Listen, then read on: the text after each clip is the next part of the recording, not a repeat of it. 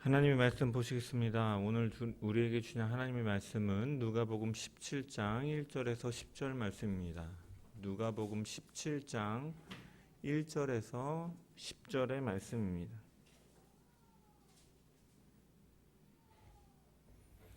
다 찾으신 줄 알고 제가 하나님의 말씀을 봉독합니다. 예수께서 제자들에게 이르시되 실족하게 하는 것이 없을 수는 없으나 그렇게 하는 자에게는 화로다. 그가 이 작은 자 중에 하나를 실족하게 할진대 차라리 연자 맷돌이 그 목에 매어 바다에 던져지는 것이 나으리라. 너희는 스스로 조심하라. 만일 내 형제가 죄를 범하거든 경고하고 회개하거든 용서하라. 만일 하루에 7번이라도 내게 죄를 짓고 7번 내게 돌아와 내가 회개하노라 하거든 너는 용서하라 하시더라. 사도들이 주께 여짜오되 우리에게 믿음을 더하소서 하니 주께서 이르시되 너희에게 겨자씨 하나일 만한 믿음이 있었더라면 이 뽕나무더러 뿌리가 뽑혀 바다에 심기어라 하였을 것이요 그것이 너희에게 순종하였으리라. 너희 중 누구에게 밭을 갈거나 양을 치거나 하는 종이 있어 밭에서 돌아오면 그더러 곧 와 앉아서 먹으라 말할 자가 있느냐. 도리어 그더러 내 먹을 것을 준비하고 띠를 띠고 내가 먹고 마시는 동안에 수종 들고 너는 그 후에 먹고 마시라 하지 않겠느냐. 명한 대로 하였다고 종에게 감사하겠느냐. 이와 같이 너희도 명령받은 것을 다 행한 후에 이르기를 우리는 무익한 종이라 우리가 하여야 할 일을 한 것뿐이라 할지니라. 아멘. 말씀을 통한 주의 은혜와 평강이 저와 여러분 가운데 넘치기를 축원합니다. 여러분은 스스로의 믿음에 대해서 점수를 먹인다면 몇 점으로 채점하시겠습니까? 우리는 신앙생활을 하며 상대적으로 나보다 신앙생활을 잘하는 것처럼 보이는 사람들을 볼 때 나도 저 사람처럼 믿음이 좋아지면 좋겠다라고 생각을 합니다. 요 몇 년 동안 그 오륜교회에서 진행하는 그 연초에 진행하는 다니엘 기도회가 한국교회의 유행입니다. 많은 강사진 중에 빠지지 않는 유형의 강사가 어떠한 사람이냐면 사회적으로 명망이 있고 성공한 사람들이 어떤 업적을 세우고 이러한 성공한 사람들이 나와서 이제 자신이 만난 하나님을 간증하고 또 많은 이들이 그들을 보면서 동경하고 또 나도 저 사람처럼 믿음이 좋았으면 좋겠다. 또 도전을 받고 또 저 사람처럼 믿음으로 살아서 저 사람처럼 내가 큰 복을 받고 살았으면 좋겠다라고 소원하기도 합니다. 여러분 그런데 우리가 믿음이란 무엇입니까? 여러분 믿음은 굉장히 믿음에 대해서 말하고자 하면은 많은 언어로 설명해야 되지만 단순하게 정의해 보자면 성경에서 말하는 믿음이라는 것은 하나님에 대한 믿음인 것이죠. 좀 더 구체적으로 말하자면 하나님이 참으로 살아계심을 믿는 것이 믿음입니다. 이 하나님의 살아계심을 믿는다라는 것은 하나님이 온 우주의 창조자가 되시고 운행하시고 다스리시는 분이고 그분이 우리를 창조하셨다라는 것을 믿는 것입니다. 그리고 그 하나님의 살아계심을 믿는 자는 또 무엇을 믿게 됩니까? 그 하나님께서 계시하신 하나님의 말씀을 믿는 것을 의미하는 것이죠. 여러분 그렇다면 그 말씀은 우리에게 무엇을 알려주고 계십니까? 그분의 말씀은 인류는 하나님의 모양과 형상대로 창조함을 받았지만 그들은 죄로 인하여 타락하였고 스스로 구원을 받을 수 없기 때문에 긍휼이 많으시고 사랑이 많으신 하나님께서는 내버려 두지 아니하시고 그 구원의 길로 예수 그리스도를 보내셨음을 증언하고 있습니다. 그리고 그분의 우리가 죄를 대속하신 그분 안에 믿음으로 그 안에 거할 때 내가 그분 안에 거하고 그분이 내 안에 거할 때 우리는 그 예수 그리스도에 흘리신 그 피로 말미암아 우리의 모든 죄가 사하여지고 하나님 안에서 영생을 얻게 된다는 그 고백을 하는 그 믿음이 바로 하나님을 믿는 믿음인 것이죠. 그래서 우리는 그 예수 그리스도를 따르는 것이 믿음이고, 그 길이 세상에 요구하는 방식과 다름으로 인해서 믿음을 따라 하나님의 말씀을 쫓아 살아감으로 인해 이루어지는 갈등이 내 삶 가운데 벌어질지라도 하나님의 말씀을 쫓아 극복하려고 살아가는 것이 바로 믿음인 것입니다. 여러분, 그래서 우리가 이 땅에서 살아가는 동안 믿는 자들의 관심은 믿음일 수밖에 없어요. 나의 연약한 믿음을 바라보면서 믿는 것 같다가도 때로는 믿지 않는 것처럼 연약한 모습, 이 마음의 변화를 지켜보면서 하나님 변치 않는 믿음을 나에게 달라고 고백하는 것이, 병에 걸린 사람은 그 병을 떨쳐버릴 만큼 내 믿음이 너를 구원하였다 말씀하신 것처럼 그 큰 믿음을 구하기도 하고, 죄의 짐에 눌린 사람은 그 올무에서 벗어나기 위해 큰 믿음을 구하면서 살아가는 것이죠. 믿으면서 늘 자신의 믿음이 부족하다고 느끼는 것, 여러분, 그것이 사실은 믿음의 본질이에요. 왜? 그 믿음의 대상인 하나님은 눈에 보이시지 않는 분이기 때문이죠. 그래서 때로는 우리가 하나님에 대한 확신을 가지고 살아가는 것처럼 느껴지지만 늘 그 상태에 머물러 있을 수가 없다라는 것이죠. 그렇기 때문에 늘 부족함을 느끼는 것이죠. 여러분, 부부가 있잖아요. 눈에 보이는 관계이지만 어느 날은 이 사람이 나를 참 사랑하는 것 같다라고 여겨지기도 하지만, 어떤 때는 그 사람의 말이나 어떤 행동들은 이 사람이 나를 사랑하는 게 맞는가? 라는 생각이 들 때도 있어요. 여러분, 하다못해 이렇게 눈에 보이는 관계 속에서도 때로는 이렇게 변하는데, 보이지 않는 하나님과의 관계 속에서는 이렇게 언제나 그 상태로만 머물러 있을 수가 없다라는 것입니다. 그렇기 때문에 사람들은 늘 믿음이, 자신의 믿음이 부족하다고 여기면서 그 믿음을 강구하는 것이죠. 오늘 본문의 제자들도 마찬가지로 예수님에게 요구하고 있는 것이죠. 5절의 말씀을 우리 다시 한번 읽어봅시다. 5절의 말씀 시작. 사도들이 주께 여짜오되 우리에게 믿음을 더하소서 하니. 아멘. 여러분, 사도들은 주님께 믿음을 더하여 달라고 요청하고 있습니다. 그들은 갈급함을 느꼈기, 부족함을 느꼈기 때문에 믿음을 달라고 요청하는 것이죠. 여러분, 여기서 사도는 누구인가? 여러분, 원어로 보면 호이 아포스톨로이라고 기록되어 있는데, 누가는요 이 아포스톨로스라는 단어를 누구에게 사용하냐면 12 제자를 지칭할 때 사용하는 단어예요. 즉 이것을 토대로 생각해보면 이 예수님에게 지금 요청하고 있는 제자들 중에 이 사도라는 사람들은 어떠한 사람들이냐? 바로 예수님의 12 제자임을 유추해 볼 수가 있는 것이죠. 여러분, 12 제자는 예수님에게 뭐라고 요청합니까? 우리에게 믿음을 더하소서라고 말합니다. 여러분, 여기서 더하소서라는 단어는요, 없는 것을 달라라는 의미의 단어가 아닙니다. 이미 소유한 것에 대해서 무언가를 더 추가하여 달라라는 의미를 가지고 있는 단어입니다. 예수님을 더 잘 믿고 싶고 가르쳐 주신 대로 잘 따르고 싶지만 마음대로 되지 않습니다. 믿음이 적어서입니다. 그러니까 주님, 내가 가지고 있는 이 믿음에다 더한 믿음을 더하여 주십시오라고 요청하고 있는 것이죠. 여러분, 그렇다면 그들은 왜 이런 요청을 하고 있느냐? 그들은 앞에서 예수님께서 가르쳐 주신 내용이 불가능하다라고 여겨졌기 때문이었습니다. 오늘 본문의 이 단락을 크게 두 부분으로 나눌 수가 있는데, 1절부터 4절까지는 이 믿음의 공동체 속에서 가져야 될 이 인간과의 관계 속에서의 제자의 덕목에 대해서 말씀하셨고, 5절부터 10절까지는 그러한 공동체 속에서 하나님과의 관계 속에서 가져야 될 덕목에 대해서 주님께서는 말씀하고 계십니다.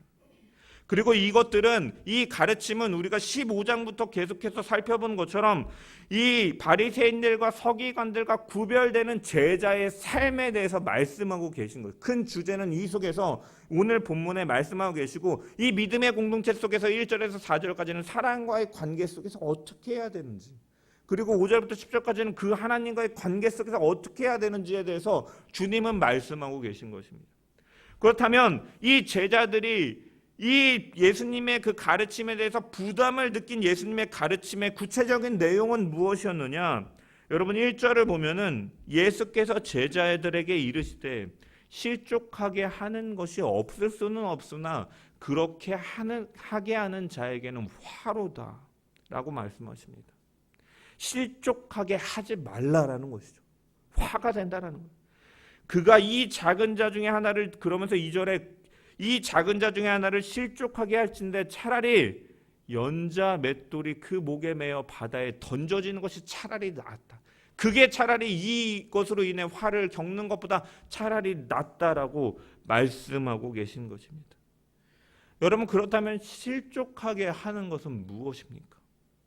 여러분, 실족하게 하다라는 것을 문자적으로 살펴보면요, 덫이나 장애물에 빠지다라는 의미를 가지고 있어요.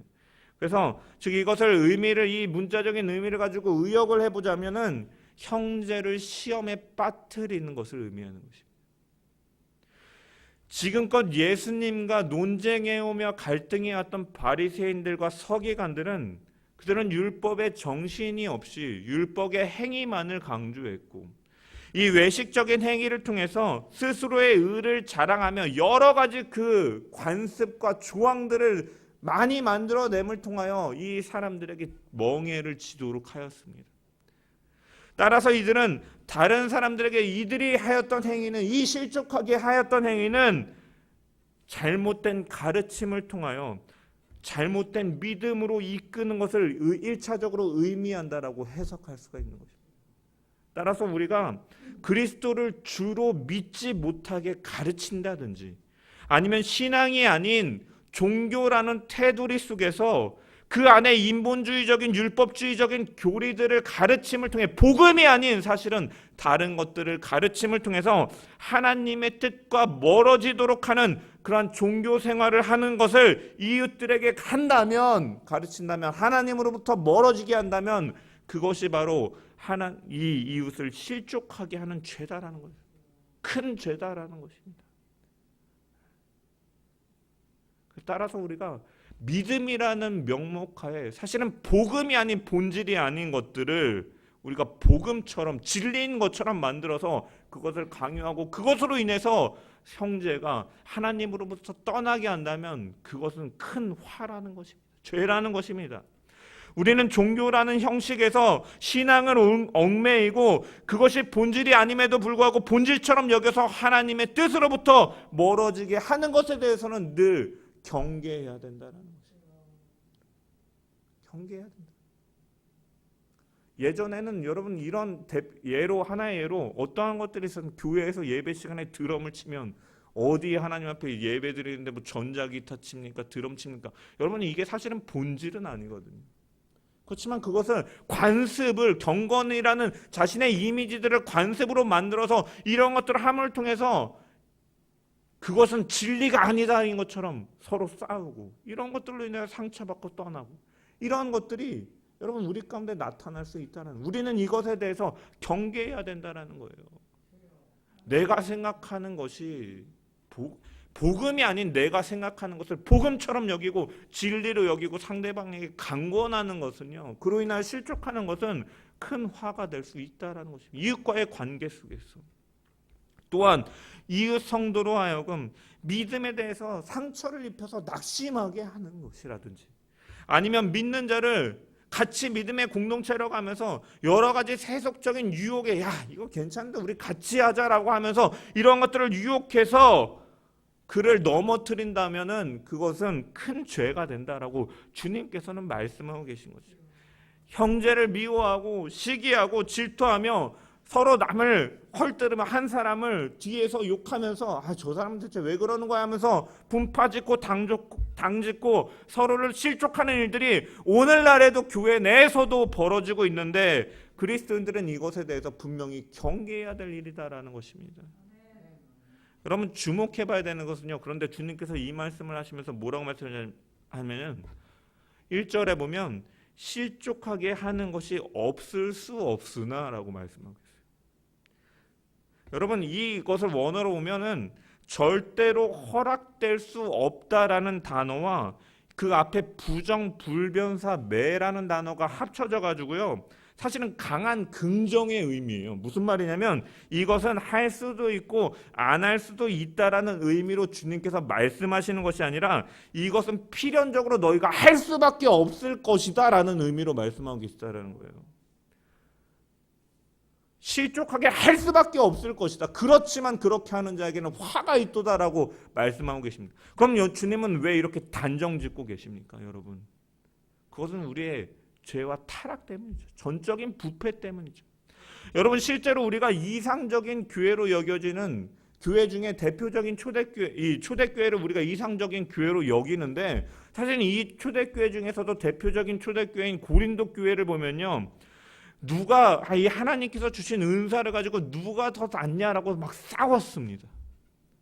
여러분, 그리고 주의 만찬을 진행하는 동안에 부자와 가난한 자들이 이러한 이 부자들이 가난한 자를 차별하는 일들을 가졌어요. 그리고 아볼로파냐, 뭐 게바파냐, 뭐 바울파냐, 그리스도파냐라고 말하면서 분파와 갈등과 다툼이 있기도 했습니다. 여러분, 이처럼 도덕적으로 이 하나님 앞에 죄로 인하여 타락하고 부패한 인간은 이 세상을 살아가는 동안 다른 사람을 걸려 넘어지게 하는 일들이 불가피하게 나타날 수 있고 언제나 가능성이 있다라는 것이에요.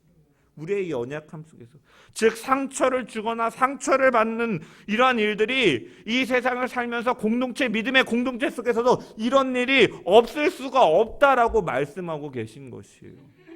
여러분, 문제는 그렇게 실족하게 함으로써 당하는 화가 차라리 연자 맷돌에 달려 바다에 빠져 죽는 게 낫다라고 주님께서 말씀하셨다라는 것입니다. 여러분, 당시의 로마에는요, 이러한 형벌이 실제로 존재했습니다. 로마에는 유대인들에게 없는 두 가지 형벌이 존재했는데, 하나는 십자가에 매달려 공개적으로 달려 죽게 하는 십자가형이 있었고, 두 번째는 맷돌에 목을 달아 수장시키는 것. 그래서 십자가형은 주로 반역자들에 대해서, 반란을 기획하는 사람들에 대해서 하거나 아니면 흉악한 범죄자들, 그리고 이 맷돌을 목에 달아 수장시키는 것은 도덕적으로 문란한 자나 뭐 부모를 죽인다든지 이러한 일들을 행하는 자들에게 벌어졌던 이 형벌이라고 합니다. 따라서 예수님께서 이 말씀을 하실 때 그 말씀을 듣는 사람들은요, 남을 실족하게 하는 자에게 내려질 형벌이 부모나 이러한 도덕적으로 문란한 범죄를 저지른 이보다 형벌보다 더 크게 화를 당할 것이다라고 말씀하시는 것을 이해했다라는 것입니다. 여러분, 그런데 실족하게 하는 것이 없을 수 없으나, 즉 세상에는 죄가 존재하고 우리의 연약함 속에서 우리는 서로에게 상처를 주고 때로는 그 상처로 인하여서 어떤 사람을 실망시키기도 하고 실족시킬 수도 있지만, 이것을 주님께서는 2절에 이렇게 강하게 말씀하시는 이유는 이것을 어쩔 수 없는 것으로 너희가 여기고 인정하고 합리화시키지 말고 나는 그냥 이런 존재니까 네가 이해해라 라고 하는 것이 아니라, 그런 것들이 그리스도인들에게도 분명히 존재할 수밖에 없기 때문에 그리스도인들은 공동체 내에서 더 경각심을 가지고 이것에 대해서 조심하라라는 의미로 주님은 강조의 표현으로 말씀하고 계신 것이에요. 그래서 주님은 3절에 뭐라고 말씀하십니까? 너희는 스스로 조심하라라고 말씀하고 있어요. 조심하라. 또한 이것은 나 자신뿐 아니라 타인이 나에게도 할 수 있는, 모두가 다 그렇게 할 수 있기 때문에 이 원어로 살펴보면 너희들 각자는 스스로 주의하라라고 의미로 해석할 수가 있다는 거예요. 여러분, 그런 의미로 생각해 보면 이 4절부터 5절에 나오는 이 용서에 관한 말씀들도 이해가 돼요. 서로 스스로 그럴 수 있기 때문에 너희들은 스스로 약함을 인정하면서 다른 사람이 너희들에게 그럴지라도 용서하라라는 것으로 이어지는 것입니다. 이 주제가, 예수님의 메시지가 이 형제를 용서하는 행위로 나타나야 된다라고 이어지고 있다는 거예요. 스스로 삼가. 왜? 너희는 그러한 존재니까. 다른 사람도 그럴 수 있으면 인정하면서 서로 용서하라라고 말씀하고 계신 것으로 전개되어 나가는 것입니다. 예수님께서는 3절에 스스로를 조심 경계하고, 만일 내가 형제에게 죄를 범하거든 경고하고 회개하거든 용서하라라고 말씀하셨습니다. 그리고 4절에 그러한 용서를 만일 하루에 7번이라도 내게 죄를 짓고 7번 내게 돌아와 내가 회개하노라 하거든 너는 용서하라 하시더라라고 말씀하셨습니다. 여러분, 이 용서와 관련된 비슷한 내용을 담고 있는 본문의 내용과 비슷한 내용을 담고 있는 마태복음 18장 21절 이하의 말씀을 보면 베드로가 나와 이르되 주께 여쭙습니다. 주여, 형제가 내게 죄를 범하면 몇 번이나 용서하여 주리이까? 7번까지 하오리까? 그때 예수님께서 뭐라고 말씀합니까? 내게 이르노니 7번뿐 아니라 7번을 70번까지도 할지니라고 말씀했어요. 여러분, 마태복음에는 490번, 누가복음에는 7번을 말씀하셨습니다. 여러분, 사실 숫자는 중요한 것이 아니에요. 여러분, 성경에서 7이라는 숫자는 완전수를 상징하는 거예요. 그래서 7번을 70번이라든지 여기 본문에 말하는 7번이라든지 중요한 것은요, 경고하고 그가 회개할 때 용서해 주라는 것이 핵심이에요. 그가 회개한다면 경고하고 회개하면 용서해 주라는 것이 핵심이에요. 한계를 두지 말고 용서하라는 것이 핵심입니다. 왜? 우리는 서로 연약함 속에 상처를 주고 또 받는 존재들이기 때문에, 실족시키기도 하고 실족을 받는 존재이기 때문에 서로 용서하고 서로 사랑하면서 그 믿음의 길을 걸어가라라고 주님께서는 말씀하고 계신 것이죠. 여러분, 그런데 우리가 먼저 주목해 봐야 될 것은요, 이 예수님께서는 용서에 앞서서 먼저 무엇을 말씀하고 계시냐라는 거예요. 먼저 경고하라라고 말씀하고 계세요. 여러분, 예수님께서 말씀하시는 용서는요, 죄를 지은 형제의 행동에 대해서 참고 견디면서 묵인하고 모른 채 하는 것이 용서라고 말씀하고 계시지 않습니다.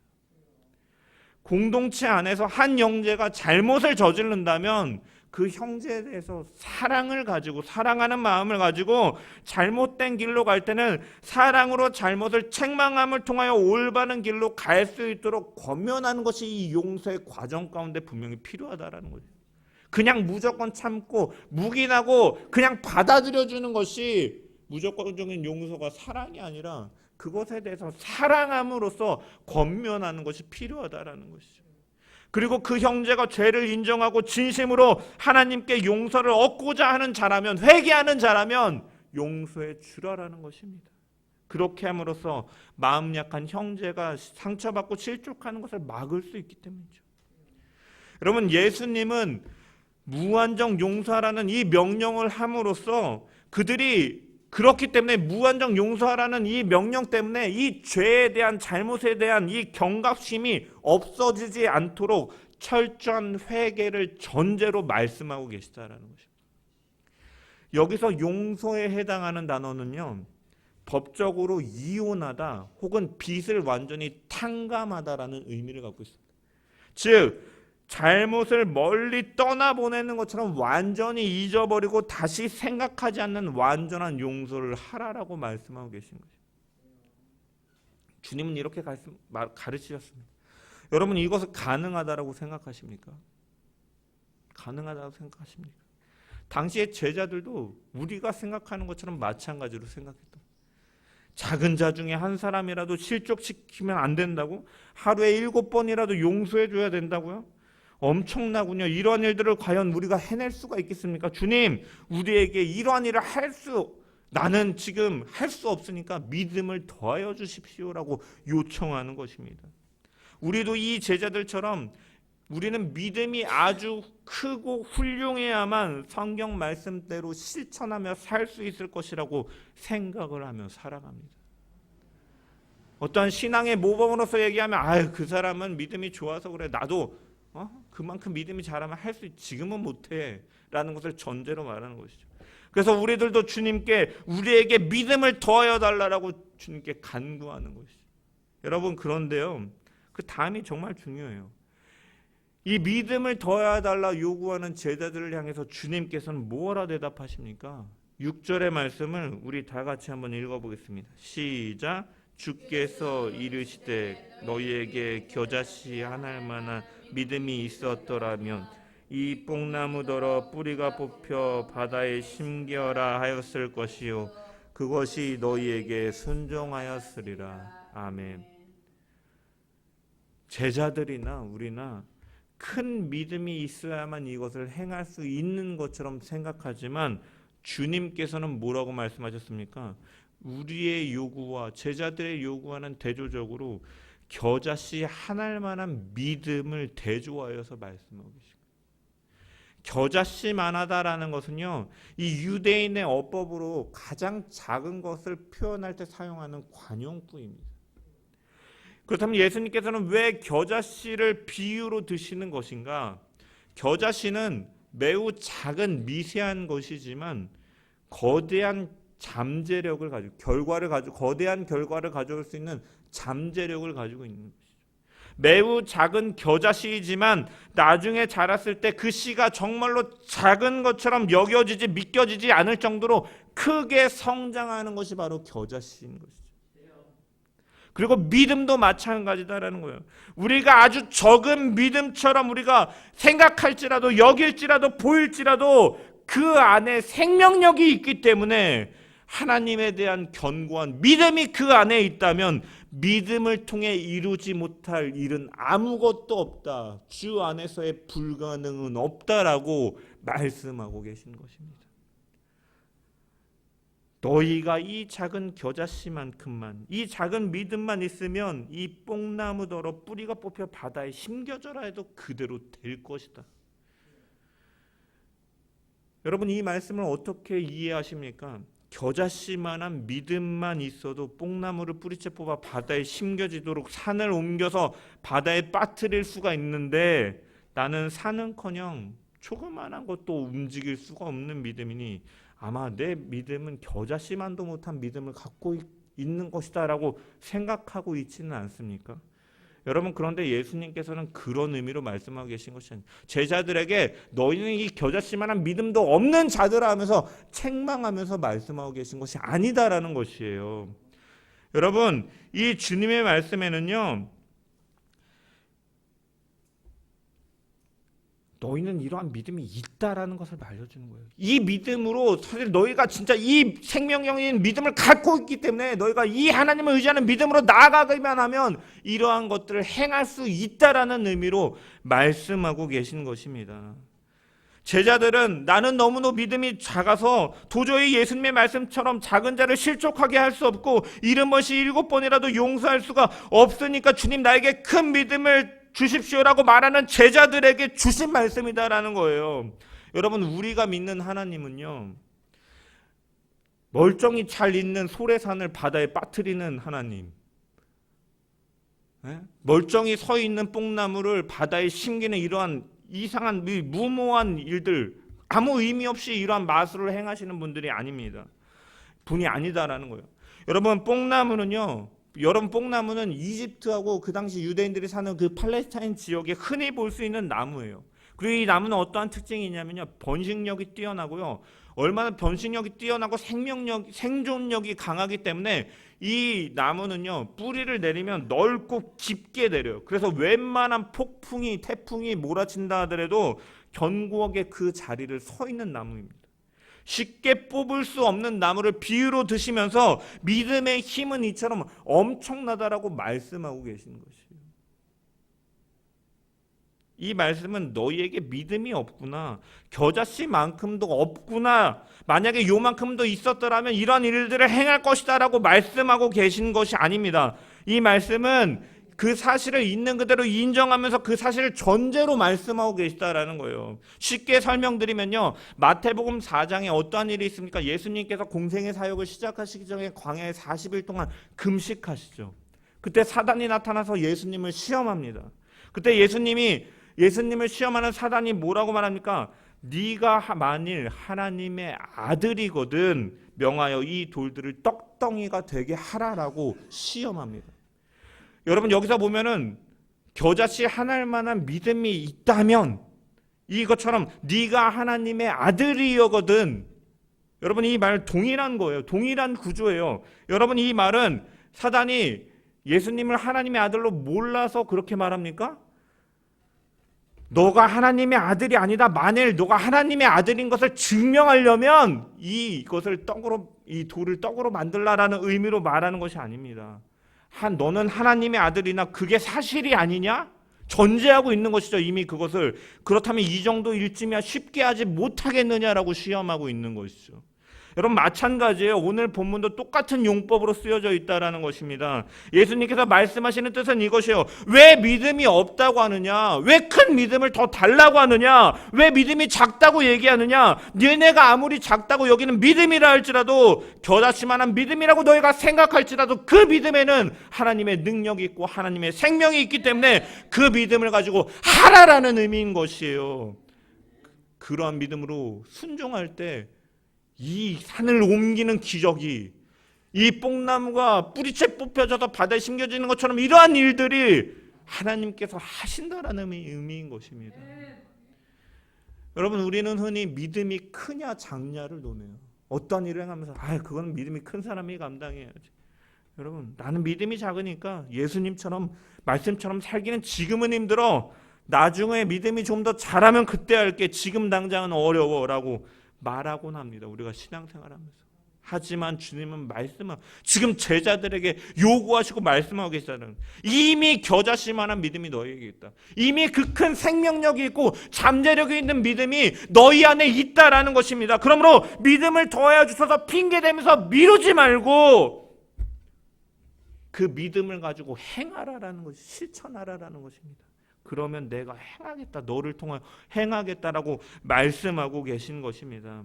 여러분, 저와 여러분의 믿음이 스스로 여기기에 작은 것처럼 여겨질지라도 예수님을 향한 믿음, 그분을 믿는 믿음, 그 안에 생명력이 있는 믿음이 있다면 죽은 자도 살리시고 산도 옮기시는 전능하신 하나님께서 행하실 줄 믿습니다. 이런 일들을 하게 하실 줄 믿습니다.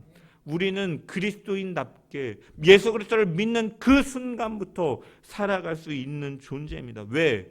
예수 그리스도께서 우리 안에 계시기 때문입니다. 그래서 사도 바울은 이렇게 고백했습니다. 내게 능력 주시는 자 안에서 내가 모든 것을 할 수 있느니라.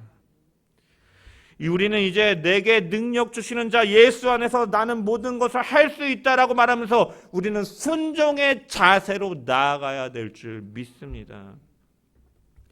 그 믿음만 살아있다면 그 다음부터는 전능하신 하나님께서 그 일을 이뤄가시기 때문인 것이죠. 우리는 믿음이 작아서 못하는 것이 아닙니다. 종의 의식이 없기 때문에 못하는 것입니다. 순종이 없어서 못하는 것이라고 주님께서는 말씀하고 계신 것이에요. 그래서 그 뒤에 내용이 나오는 것이죠. 너희 중 누구에게 밭을 가꾸거나 양을 치거나 하는 종이 있어 밭에서 돌아오면 그더러 곧 와 앉아서 먹으라고 말할 자가 있느냐? 도리어 그더러 내 먹을 것을 준비하라. 주인의 명령에 순종하라라는 의미로 이 비유를 말씀하고 계시는 것입니다. 너희는 나에게 믿음을 더 달라라고 요구하는데 나는 오히려 너희에게 요구한다. 나의 말에 순종하라. 무익한 종처럼 종의 의식을 가지고 너희는 이미 믿음을 가지고 있기 때문에 명령대로 행하라라고 하나님과의 관계 속에서 주님은 말씀하고 계신 것입니다. 종의 의식을 가지라는 거죠. 무익한 종의 마음으로 주님의 명령에 순종하라라고 명령하신 것입니다. 믿음의 크기를 운운하면서 핑계대지 말고 겨자씨만한 믿음이라 할지라도 역사가 바뀐다라는 의식으로 하나님께서 일하신다라는 믿음으로 뽕나무가 바다에 심겨진다라는 믿음을 가지고 우리에게 순종을 주님께서는 요구하고 계신다라는 것입니다. 내가 보기에는 어려운 것 같고 할 수 없는 것처럼 여겨진다 할지라도, 실제로 그러한 연약함 속에 넘어진다 할지라도 우리는 그것으로 타협하고 합리하고 인정하면서 스스로를 만족해하고 합리화시키는 것이 아니라 순종하면서 그럼에도 불구하고 끝까지 나아가야 함을, 무익한 종의 자세로 나아가야 함을 주님께서 말씀하고 계신 줄 믿습니다. 여러분, 우리가 예수 믿는 중에도 우리는 때로는 여기 보면 실족하게 하는 것이 없을 수 없으나 말씀하고 계신 것처럼 때로는 넘어지기도 할 것입니다. 때로는 쓰러지기도 할 것입니다. 자신의 한계와 부족함을 알게 되면서 절망도 느끼게 되고 나의 초라한 모습을 보면서 낙심도 할 것입니다. 그러나 여러분, 반드시 기억해야 될 것은 하나님은 우리를 결국 포기하지 않으시고 하나님은 그 생명력이 있는 잠재력 있는 믿음을 우리에게 주셨음을 우리는 기억해야 될 것입니다. 믿음도 사실은 은혜이거든요. 하나님께서 택하시면 실수가 없다라는 것이요. 그렇기 때문에 그 어느 것도 그리스도의 사랑에서 우리를 끊을 수가 없다라고 말하고 있는 것입니다.